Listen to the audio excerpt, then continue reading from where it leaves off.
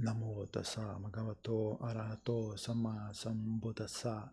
Namo tassa bhagavato arahato samma sambuddhassa. Namo tassa bhagavato arahato samma sambuddhassa. Buddham dhammam sangham namassami.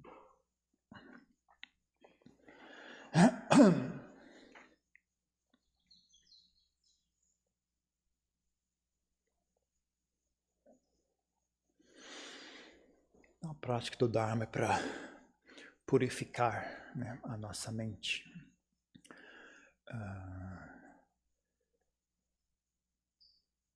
E ela segue princípios, né, que não são muito compatíveis com os princípios, digamos, da mente egoística, né? O modo de funcionar da mente que tem como ponto de referência vaidade, ponto de referência orgulho, inveja, prazeres sensoriais, desejo, aversão. Não é totalmente incompatível, né? Tem muitas coisas que a gente usa, né? Por exemplo, tem um senso de vergonha, né? Em agir mal, em agir de maneira baixa, de fazer coisas feias, né? Isso é algo que é útil na prática. Um senso de desejar melhorar, né? Então não é o caso que você abandona todos os desejos, né? Você mantém um desejo equilibrado, né? Por ser uma pessoa melhor, por abandonar más qualidades mentais, desenvolver boas qualidades mentais e assim por diante, né? Você deseja fazer bons amigos, você tem aversão a pessoas ruins, você evita pessoas ruins, você procura pessoas boas e assim por diante, né? Não é 100%, né, o caso que você tem que jogar tudo fora e começar do zero, né? Tem muitas coisas que a gente ainda usa, né? Mas tem muita coisa que não dá para usar, né? Você tentar usar aquilo na prática do Dharma, você não tem resultados, né? E na verdade tem resultados ruins, né? Pior do que não ter resultado. É que não ter resultado porque tipo, deu 0 a 0, né? Não ganhou nada, não perdeu nada. Mas às vezes você usa a atitude errada quando você pratica o Dharma e aquilo pode dar resultados negativos, né? Por exemplo, um exemplo que eu citei várias vezes, né?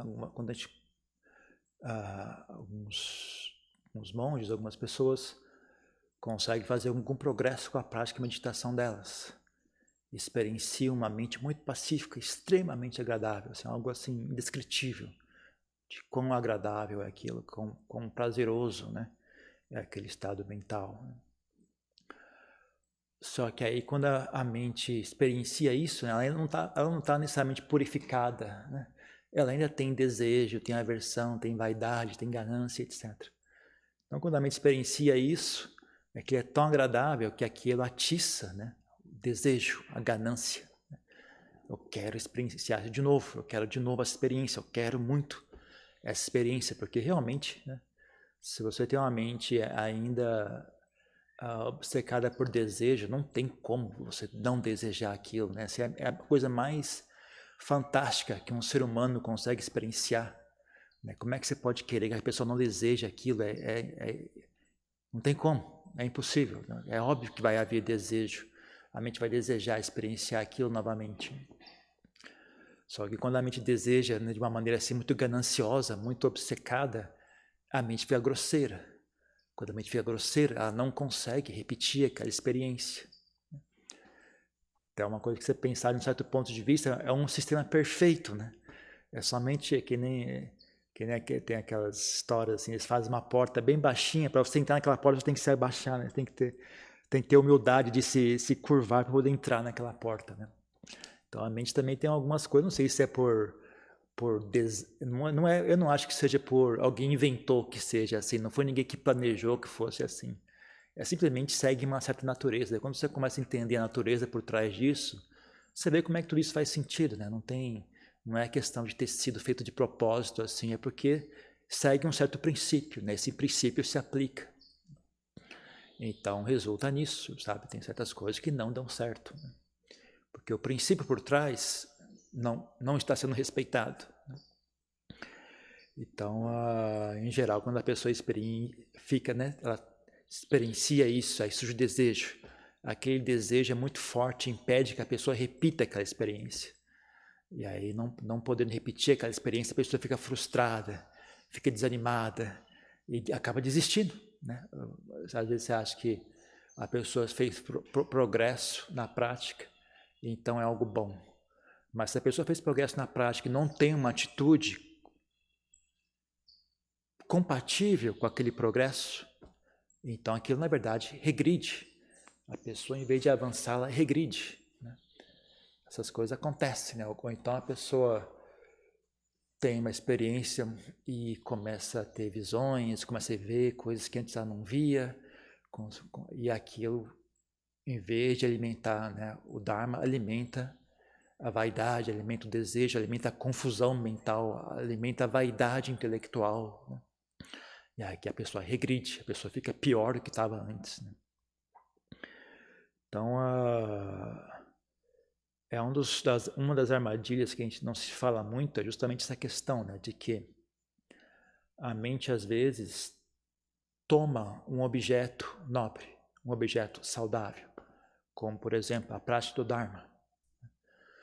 Só que a mente que toma esse objeto mental ainda é uma mente egoísta, uma mente ainda infantil, uma mente que tem uma atitude não muito saudável ainda, né? Então tem que ficar atento a isso, sabe? Não é só porque você está lidando com o Dharma, lidando com boas intenções, com fenômenos saudáveis da mente, com sabedoria, com paz, com bem-querer. Não é só porque você está lidando com esses assuntos que você automaticamente é uma boa pessoa, por exemplo, né?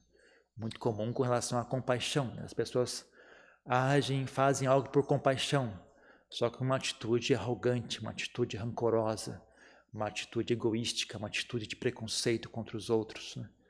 Uma atitude de possessividade. Então, aquela compaixão, na verdade, vira uma expressão da feiura daquela pessoa, né? Então, não é garantido, sabe? Você não pode se esconder atrás de um assunto nobre, né? Você não dá para se esconder só porque você tem está lidando com um assunto nobre. Isso não muda o fato de que você é uma pessoa egoísta, de uma pessoa arrogante, você é uma pessoa gananciosa, vaidosa, né? Orgulhosa, invejosa. Isso não muda esse fato, sabe? Mesmo que você tome um assunto nobre, ainda assim, fique atento, né, que a sua mente não está purificada. Então não se deixe enganar por isso, né? Não deixe, fique atenta à sua mente, né? Algumas pessoas têm uma atitude muito infantil, né? Elas pensam, bom, eu estou fazendo algo bom, então tudo deveria dar certo. Porque afinal de contas eu estou fazendo algo bom, como é que pode não dar certo? Elas ficam frustradas, né? Como eu fiz tudo certinho, eu tive boa intenção, eu só queria ajudar os outros, por que não deu certo, né? Não tem nada a ver uma coisa com a outra, sabe? As pessoas, você não pode se esconder atrás de um assunto bom, de uma boa intenção, né, de uma atividade compassiva, né? Isso não é o suficiente, né? Você tem que ter mais qualidades, né, para que as coisas deem certo, né? Tem que ter uma visão da realidade, né? Enxergar o que de fato as coisas são, como de fato as coisas são. Tendo a visão de como de fato as coisas são, o que é que realmente dá para fazer, o que é que não dá para fazer. Sabe, tem uma das coisas que o Buda menciona, né, nos sutras, né? A pessoa tem visão do que é possível e do que não é possível. Se eu não me engano, quando ele fala, né, quando ele elogia, se eu não me engano, o Sotapanna, né, a pessoa que alcançou o primeiro estágio de iluminação, às vezes ele fala dessa maneira, a pessoa tem visão, né, do que é possível e do que não é possível. Ela consegue entender, não, isso dá para fazer, isso não dá para fazer. Então a pessoa, quando tem visão, né, do que dá para fazer, o que não dá para fazer, ela coloca esforço naquilo que dá para fazer. E aí ela obtém sucesso naquilo que dá para fazer. Não é o caso que a pessoa deseja qualquer coisa e tudo dá certo. Ela tem uma visão, não, isso dá para fazer. E aí quando ela coloca esforço saudável, com visão clara, né, de como as coisas funcionam, naquilo que dá para fazer, aí dá certo. Ou então a pessoa entende nessa relação, né, entre causa e efeito, né?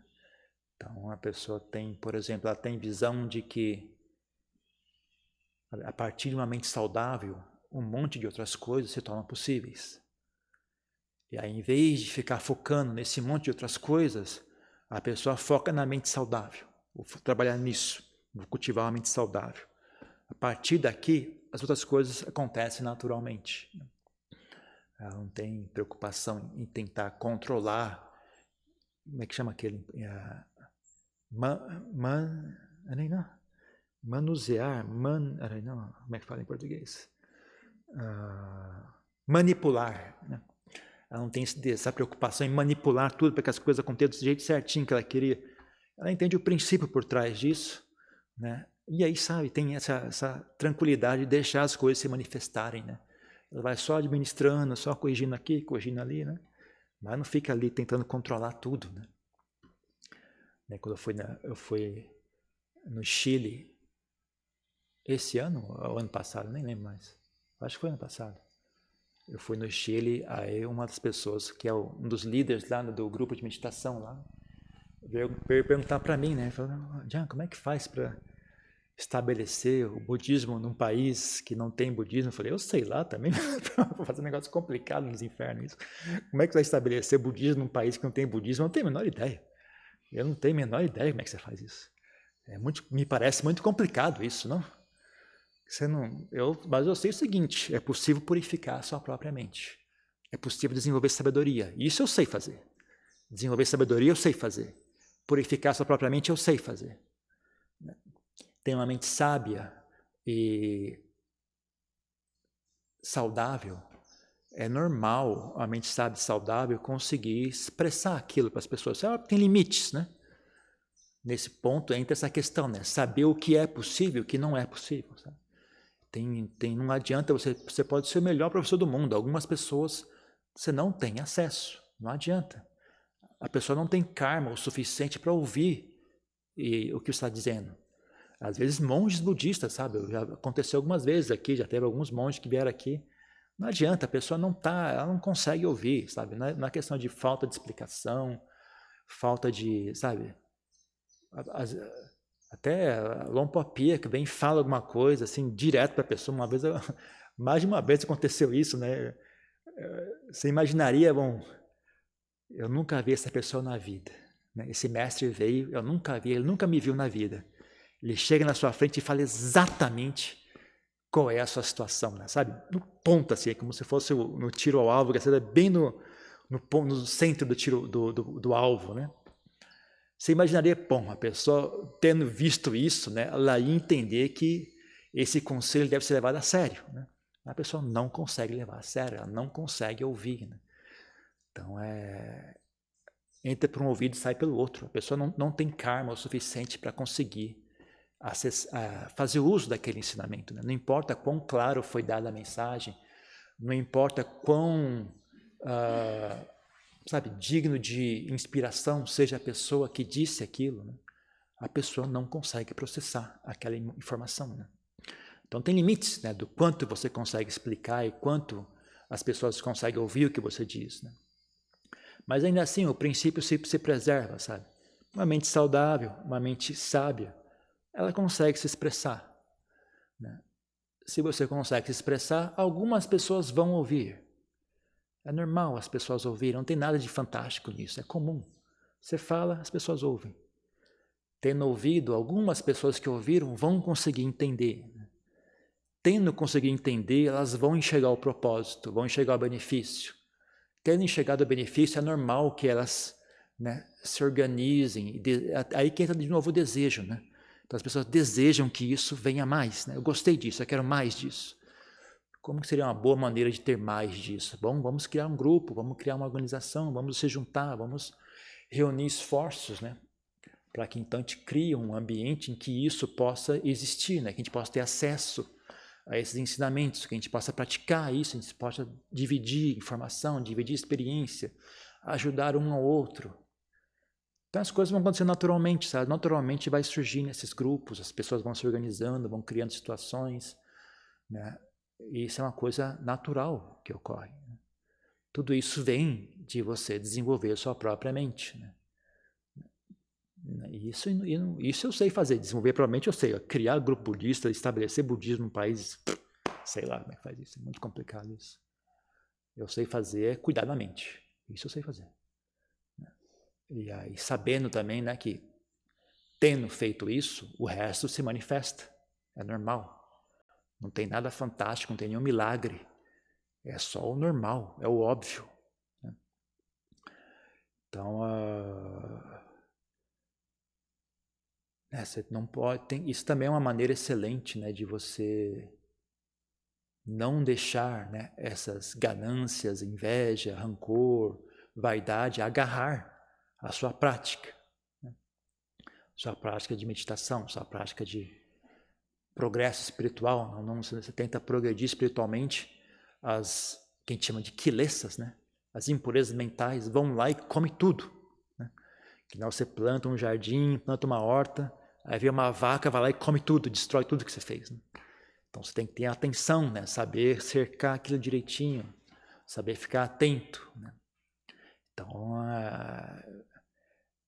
tem que estar ciente disso, sabe? Dentro da sua mente, na medida que a gente não está iluminado ainda, então nós temos boas intenções, temos boas volições, né? Nós queremos progredir, mas também ali dentro tem desejo, tem vaidade, tem inveja, né? Tem a confusão mental, delusão mental, a gente ouve mais nossa própria opinião do que a opinião do mestre, a gente não aceita instruções, né? Mesmo que as instruções venham de um mestre iluminado, ainda assim não aceita. A pessoa não consegue fazer, ela não tem karma suficiente para conseguir fazer isso, sabe? Então é uma coisa que às vezes, sabe, a pessoa não está pronta ainda para fazer isso. Então tudo bem, é assim mesmo, sabe? A gente também não precisa controlar as pessoas, sabe? A gente faz a nossa parte, né? Então tem que ficar atento, sabe? Dentro da nossa mente ainda existem muitas atitudes não saudáveis. Fique atento, porque senão essas atitudes não saudáveis vão devorar a sua prática do Dharma. Elas vão invadir, o desejo vai comer a sua meditação. A inveja vai destruir o seu senso de amizade. Né? Você fica a saber de uma pessoa que parece que ela faz mais progresso do que você. E você fica com inveja dela. Começa a ficar com raiva dela. Começa a achar defeito na vida dela. Então, a inveja destrói a sua amizade. O desejo destrói a sua paz mental. A frustração destrói a sua, como eu diria, a sua capacidade de dar continuidade, sabe? Você acaba desistindo por causa de frustração. Né? E assim por diante, né? Então, tem que ficar atento, tem que ficar vigiando a mente. Olha de novo. Né? A mente está fazendo alguma coisa, olha de novo. O que é isso aqui? Será que isso realmente é uma atitude inteligente? Se isso é uma atitude inteligente, por que está gerando sofrimento? Né? Por que eu estou sofrendo por causa da meditação? Alguma coisa deve estar esquisita aqui, alguma coisa está fora de lugar. Né? Fique atento, olhe novamente. Né? Fique muito desconfiado da sua mente, sabe? Então, por isso que, né, eu até entendo, né, por que as pessoas têm uma atitude de desconfiança com relação a ensinamento, né? E é saudável até certo ponto. Né? Eu acho que é muita vantagem a pessoa ter fé, confiar no ensinamento.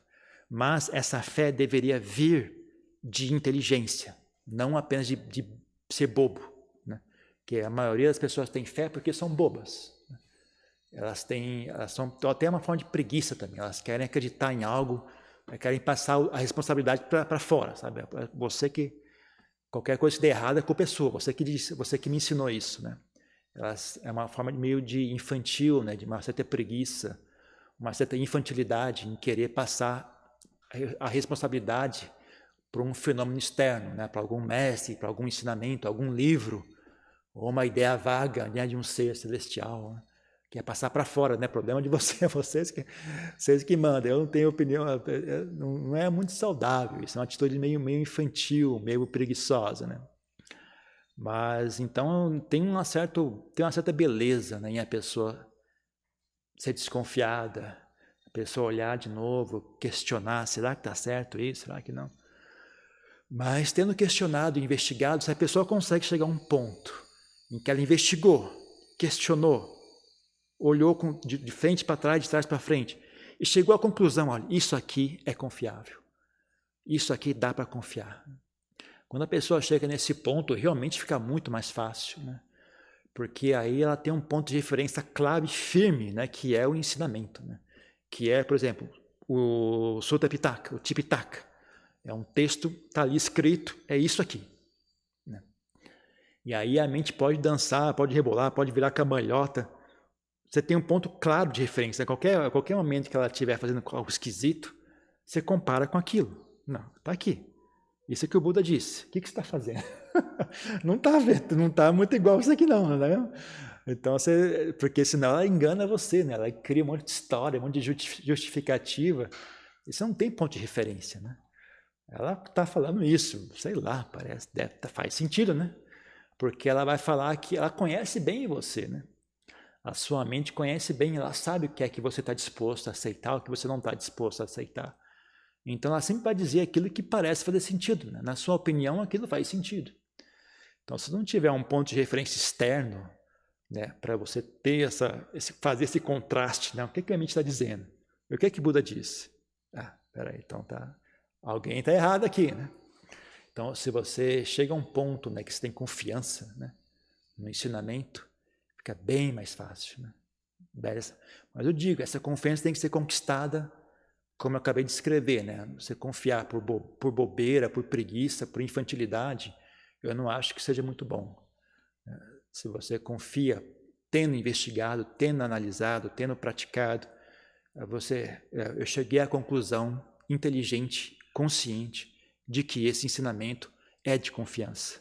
Aí sim você tem fé. A partir desse ponto, eu diria que essa fé é um fenômeno saudável. Antes disso, é uma coisa meio boba, ainda uma coisa meio infantil, né? Mas não é proibido também, quem quiser. As pessoas não precisam ser iguais, sabe? As pessoas podem ter caminhos diferentes, está tudo bem. Não precisa todo mundo ser igual, né? Mas, né, já que sou eu que estou falando, então eu falo isso. Quem achar diferente, vai em frente e fale você mesmo. Está pedindo para eu falar, então você tem que ouvir isso. Paciência, né?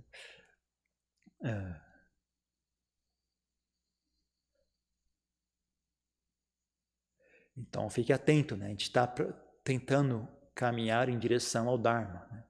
Mas a nossa mente ainda não é Dharma, né? Então, só uma informação, sabe? A estar ciente.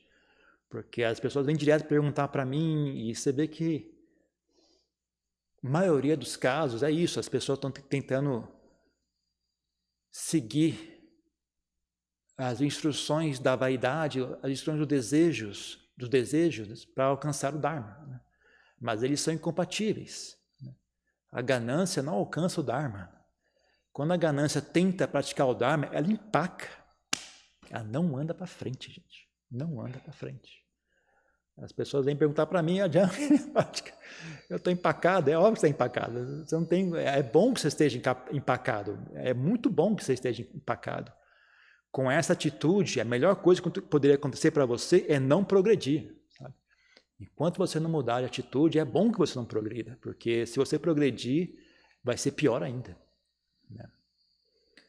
Então, sabe, por exemplo, coisas como a gente ouve muitas histórias, para vocês não ouvem muito isso, né? Mas para a gente ter morado na Tailândia e convivido com muitos praticantes, muitos monges, etc., tem muitas histórias também do passado, também pessoas, né? Muitos mestres relatam suas histórias, a gente ouve muitas conversas. Então é muito comum, né? A pessoa começa a praticar, começa a experienciar a mente pacífica, e aí começa a enxergar coisas que antes ela não enxergava, como alguns enxergam fantasmas, enxergam anjos, enxergam várias coisas que antes elas não conseguiam enxergar, né? Então, só que ao ponto que elas enxergam isso, elas não estão iluminadas ainda. a mente delas continua presa a desejo, aversão, vaidade, inveja, etc. Então, se a pessoa não tem uma boa fundação, sabe? Fundação em boas qualidades mentais normais que as pessoas conhecem, sabe? Mas tem que ser levado a um nível ainda mais elevado, porque é uma coisa muito mais refinada, muito mais grudenta na mente, né? Imagina, a pessoa só receber um elogio, ela já fica toda alegre, toda vaidosa, né? Imagina você conseguir enxergar coisas que as pessoas normais não enxergam. Imagina você conseguir ver coisas que as pessoas não veem, sabe? Até que ponto você acha que isso excita a mente, né? E gera apego, e gera vaidade, né? E é num nível, esse tipo de coisa ocorre num nível que o intelecto não chega, sabe? Não adianta você racionalizar aquilo, porque o intelecto não chega. Não adianta você explicar para a mente, olha, isso é um apego. Você pode explicar quando você quiser, sabe? A mente continua apegada, porque é um nível mais sutil da mente que se apega. Então, se a pessoa não treinou assim, profundamente, coisas como, sabe, tem várias qualidades mentais que poderiam anular essa vaidade. Por exemplo, respeito. A pessoa tem respeito pelo mestre dela, pelo professor dela. Tem confiança nele, tem respeito por ele. Então ele pega e fala, olha, larga isso, você está errado. Ela fala, sim, senhor, ok. Na hora. Ela não vacila, ela não pestaneja. Ele falou, fala, ok, sim, senhor. E ela larga, sabe? Esse tipo de coisa é respeito, humildade, reverência, né? Ou então, a pessoa tem confiança no Dharma, tem confiança profunda no Dharma. Então, ela vê aquilo acontecendo, ela compara com o que está escrito nos ensinamentos, ela compara com o que os mestres dizem. Então, ela, ok, isso, eu estou errado. E não é que o intelecto diz, eu estou errado. Ela realmente sente aquilo, eu estou errado, eu estou indo no caminho errado, eu preciso corrigir meu comportamento. Sabe, é uma coisa que vem de dentro mesmo, sabe? Então, a gente treina essas coisas, né? Não sei até que ponto vocês entendem o que é que significa o treinamento monástico, né? Mas, por exemplo, eu conto essa história, né? Quando primeiro a gente primeiro eu vim para cá, né? Meu mestre veio junto, meu Pachaya, Lampaliam, veio aqui olhar o local, olhou, bacana, tudo bem. Então, tô ok, vamos construir o mosteiro, tá? Então, Lampó, né, a gente vai ter que adquirir o terreno, isso vai demorar um tempo, né? Tem toda a burocracia envolvida, de negociação e tal. E aí, né, tem que construir uma cabaninha, né? Então, vamos fazer o seguinte, eu vou voltar para a Tailândia e deixo os leigos aqui, né, cuidando desse assunto. Quando eles construírem uma cabaninha, aí eu volto para cá e toco o mosteiro. Não, fica aí. Fica aí aonde, Lompon? Não, fica aí no terreno. Lompon, a gente não comprou o terreno, a gente não posso invadir o terreno ali. Não, tudo bem. Eu só falei esse negócio, ele falou, fica aí no terreno. Eu só falei negócio de a gente não comprou, né, que eu não poderia invadir o terreno, só porque talvez ele não conheça, né, qual é a situação no Brasil, né? Na Tailândia, realmente, as pessoas têm respeito pelos monges, né? Não seria algo tão esquisito, assim, haver um monge ali e falar, senhor, por favor, não fique aqui, né?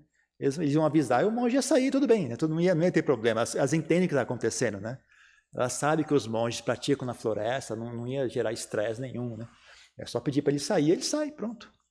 Mas ela não entende, não. No Brasil tem toda essa questão, né, de terra, tal, a pessoa invade terreno, invadiu, tal, e vira né, tem sei lá, o sem terra, tem as favelas, o pessoal invade um terreno e faz uma casa, aí não consegue mais tirar aquela pessoa, tá? Então tem todo um estresse ao redor desse assunto, né? Então eu só estava avisando, não estava questionando, sabe? Eu estava avisando, pô, tem essa situação aqui, né? Mas ele falou, não, fica aí, se você ficar aí, você vai fazer amizade com os moradores, né? Ok, sim senhor, fim de papo, não questionei e larguei o assunto mesmo, sabe? Lompó falou, tá falado, fim de papo, acabou o assunto. Na minha mente o assunto acabou, né? Então a gente treina isso, sabe? A gente treina essa atitude, né? Como uma situação como essa, isso é um treinamento, sabe? Isso tem um princípio que se aplica. Esse tipo de coisa salva a sua vida, sabe? Quando você está supondo que você entra no estado, né, que a gente como é que fala em português? Como é que fala então? Então, chama Chit Vipalat, né? Vipalasa, que fala em Pali, né? A mente é uma coisa comum que ocorre, sabe? Você está lidando com a mente, está fazendo acesso a níveis, departamentos da mente que antes ninguém nunca tinha visto antes, nem sabia que existia aquilo. Começa a acessar, começa a enxergar como essas coisas funcionam, a pessoa pode ficar um pouco confusa, pode entender mal, né? Ainda mais como eu falei, né? Nós estamos, um dos nossos piores paradoxos é que nós somos o paciente e o médico ao mesmo tempo, né? A mesma pessoa que está doente, está tentando se curar, né? Então, não é bem traiçoeiro, sabe? Até que ponto eu sou paciente, até que ponto eu sou médico, né? Até que ponto eu sou doido, até que ponto eu sou médico, né? Então, você está sempre ali bem na divisa, sabe? É uma situação tensa ali, né? Então, às vezes a pessoa cai para o lado do doente, né? Cai para o lado da doença, né? Ela acha que eu sei mais do que o médico, né? Então, o lado que se veste médico é o lado errado. O paciente veste a roupa de médico, eu sou médico. E aí ninguém sabe dizer que não é, né? Porque os dois têm a mesma cara, né? Tem dia que você é médico, tem dia que você é paciente, mas chega um dia o paciente chega mais cedo e veste o jaleco, né? Aí ninguém sabe dizer, tá, e o doutor, né? Fazer o quê? Mas na verdade aquele dia ele tá doido, né? Então é uma situação meio complicada mesmo. Tá? Então acontece, né? A pessoa fica confusa, a pessoa entra num estado meio perdido, assim, né? E aí, se ela treinou, né, essa reverência, ela treinou esse respeito, né, aí fácil, o Dom Pó chega lá, ei, para com isso. Na hora ela tira o negócio, guarda direitinho, sim senhor. Acabou a conversa, fácil, resolveu fácil, né? Agora, se a pessoa não tem essa atitude, mesmo quando o mestre vai lá e dá bronca nela, ela não ouve, não ouve. É incrível, eu já vi com meus próprios olhos, a pessoa não ouve. É algo assim que você fica até estupefato de ver, né? Uau! O Dom Paulo está falando claramente, o cara não ouve. É incrível. É uma coisa que você fica assim chocado de ver isso, né? Mas acontece, realmente acontece, né? A única maneira de você processar isso, né, e fazer sentido disso, você fala, é o karma dessa pessoa, né? Ela não tinha bom karma o suficiente para ouvir, para dar ouvidos ao que foi dito. Então, o karma dela é agora experienciar essa escuridão mental. Paciência. O karma dela é esse. Então, aí você consegue, né, fazer sentido dessa situação e continuar em frente, né? Porque senão você fica ali parado, né? Como é possível? A pessoa não dá ouvidos. Mas você olha desse ponto, é assim mesmo, né? O karma dessa pessoa é esse. Então, nem, né, o Dom Paulo Sumeiro também, né? Ele falava, né? Ele ficava... começava a entrar em desespero, né? Ele ensinava as pessoas não ouviam, que ele não, sabe? Elas ouviam, mas não dava resultado, sabe? Falava, pare de fazer isso, não age assim, a pessoa continua agindo daquela maneira. Mas aí percebe, não tem como controlar isso, né? O máximo que consigo fazer é ensinar as pessoas. As pessoas ouvirem ou não está fora do meu controle, né? Essa questão que eu falei, né? A pessoa entender o que é possível e o que não é possível. Tendo entendido o que é possível e o que não é possível, ele mantém a mente dele só no que é possível. É possível eu falar. Isso eu consigo fazer. Então ele ensina, né? E não fica desanimado, né? Mantendo a mente dele dentro do que é possível, ele consegue continuar ensinando, sem ficar desanimado, sem ficar desesperado, sem perder a esperança, né? E aí ele ensina e está jovial, está tranquilo, né? Ele não fica chateado, não fica deprimido. Então ele ensina de maneira espontânea e alegre, né? As pessoas que ouvem ficam, aí aumenta ainda mais a chance das pessoas conseguirem ouvir aquilo, né? E ele consegue persistir ao longo dos anos, né? Então hoje ele está com quase 90 anos ensinando assim, é assombroso assim, ver como ele ensina de maneira tranquila, sabe, clara e jovial, tal. Com quase 90 anos, ele está cego, ele não consegue mais enxergar, ele não consegue ouvir, mas consegue ensinar o Dharma. E quem ouve, né, ainda tem essa sensação de assombro, né? Caramba, como esse cara é sábio, né? Incrível, né? Então é assim que essas coisas acontecem, né? Não é o caso que, sabe, está entendendo, né, a relação causa e efeito, né, possível e não possível, você coloca esforço naquilo que é a causa, né? E não controla tanto assim o efeito, né? Você tem fé na causa, né? O efeito vem sozinho. Então, e não deixa as quilesas se meterem no assunto, sabe? Você mantém elas fora, não deixa ganância, inveja, raiva querer se meter no assunto. Porque elas devoram, né? Você não pense que a inveja, o desejo só consomem prazeres sensuais, só consome fama e renome, sabe, em si, sabe, poder político, fama na televisão, esse tipo de coisa. As crianças consomem tudo, sabe? Elas conseguem gerar ganância por uma mente iluminada. Elas conseguem gerar vaidade, como eu queria ser iluminado e todo mundo ia me admirar.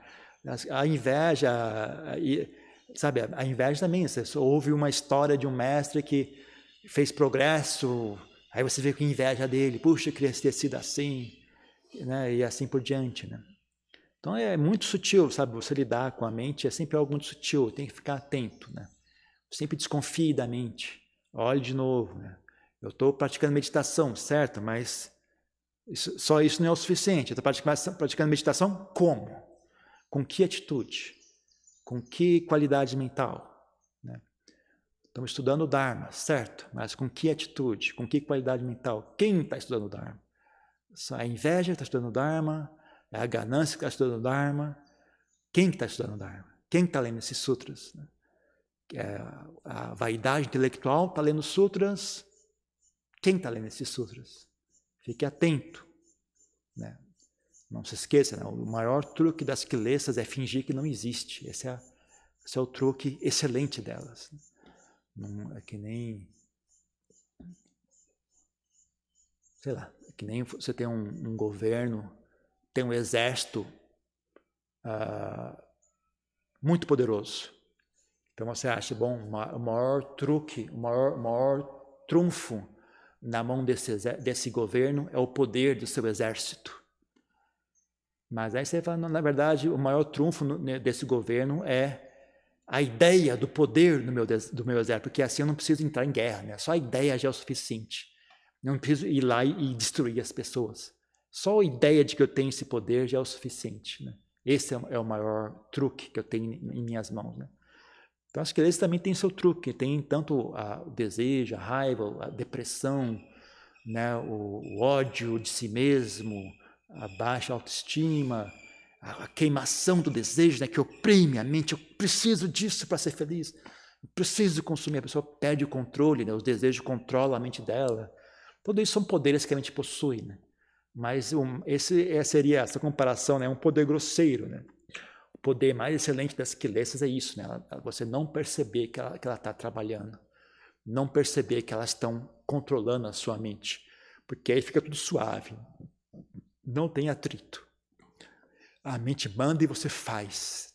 Não questiona, não pensa de novo. É tudo suave, né? Ela manda e você faz.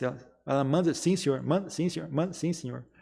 Quando ela está agredindo a sua mente com sofrimento, com raiva, com medo e tal, isso que ela perdeu a primeira camada, não deu certo. Então ela tem a segunda camada, que é de fato o sofrimento grosseiro, né? Do medo, da melancolia, da raiva, da inveja, etc.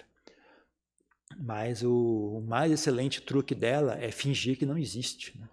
Então fique atento, redobre sua atenção, desconfie sempre, olhe de novo, pare e olhe de novo. Peraí, mas o que eu estou fazendo? Com quem?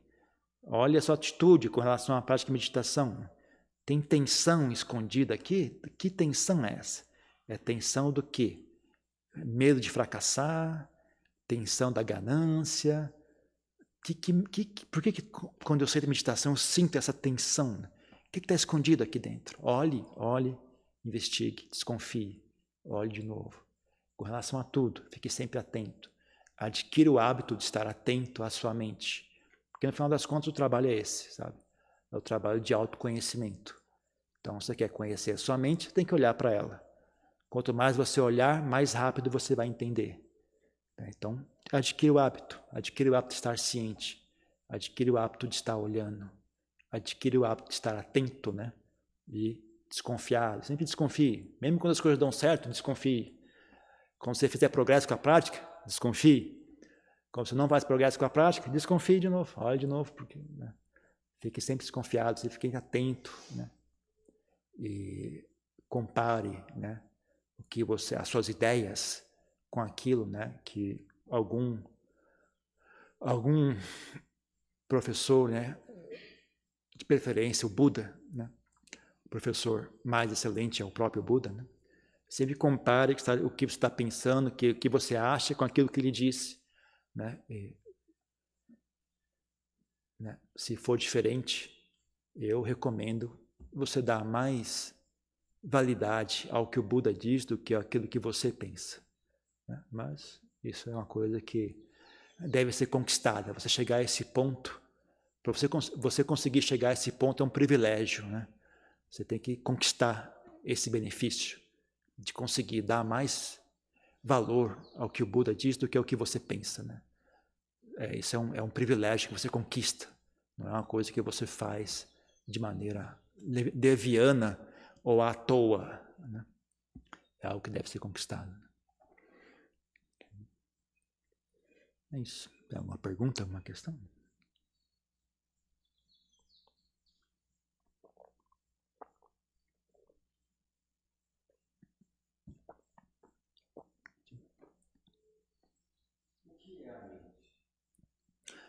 A melhor resposta para isso, o Lampo Pia que deu uma vez, mas aí só funciona em tailandês a resposta. A mente, você perguntou, Lampo, chitคืออะไร chit ไม่คืออะไร Então, em tailandês, né, a palavra significa assim, né? Que coisa é a mente? A mente não é uma coisa. Não tem nada que seja a mente.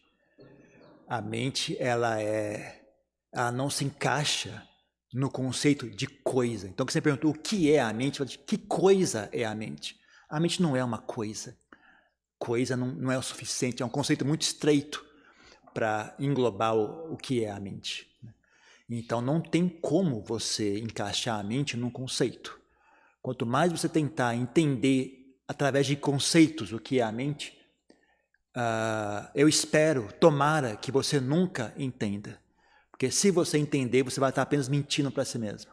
Você vai se enganando, achando, eu entendi. Essa é a pior coisa que poderia acontecer. A melhor coisa é você falar, eu não sei. Essa é a melhor opção, sabe? Para qualquer pessoa. Se você realmente quer fazer contato com a mente, ficar familiarizado com a mente, então olhe para a mente. Tem interesse em estudar a sua própria mente. Não estudar, não é pensar a respeito da mente. Olhe para ela, está bem ali, cara. Como é que você, sabe? É uma coisa quando eu era mais novo, eu pensava nisso, sabe? Falei, como é que eu consigo abrir e fechar a minha mão? Eu não sei como isso funciona. Isso é ridículo, eu não aceito isso. Eu me recuso a aceitar isso. Tem que ter um jeito melhor de fazer isso, porque é ridícula a situação. Como é que eu existo e eu não entendo como é que o que é isso? Que diabo de existência é essa? Como é que a gente tem uma mente e a gente não enxerga ela? Isso é inaceitável, sabe? Então você fala, bom, sendo assim, agora eu vou dedicar a isso. Eu vou desvendar esse mistério, né? Não olhando para fora, mas olhando para dentro. É assim que você descobre o que é a mente. Mas talvez você descubra, por exemplo, que não há necessidade de dar uma resposta para essa pergunta. Em vez de você vai com a atitude, eu quero entender a mente. Mas talvez não seja essa a melhor opção. Entender a mente talvez seja algo muito pequeno. Talvez a melhor opção seja vou me familiarizar com a mente.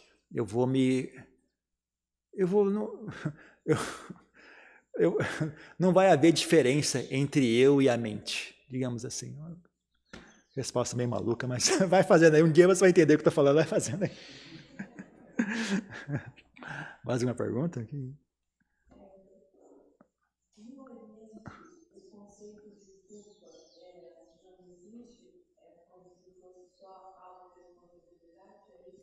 Não tem uma conotação religiosa, assim,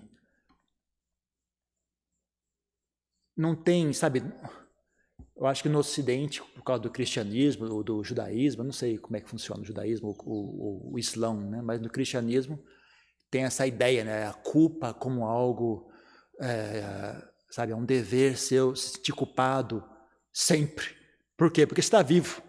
Você está vivo, então você está culpado. Você até poderia, sabe, racionalizar essa ideia no budismo, né? Que tem alguns mestres que nem falam. Eu não posso Panyavada falava, né? Corpo é sintoma de burrice. Se você tem um corpo, então a sua mente é ignorante, sabe? Mas não é a gente não lida esse tempo de culpa, sabe?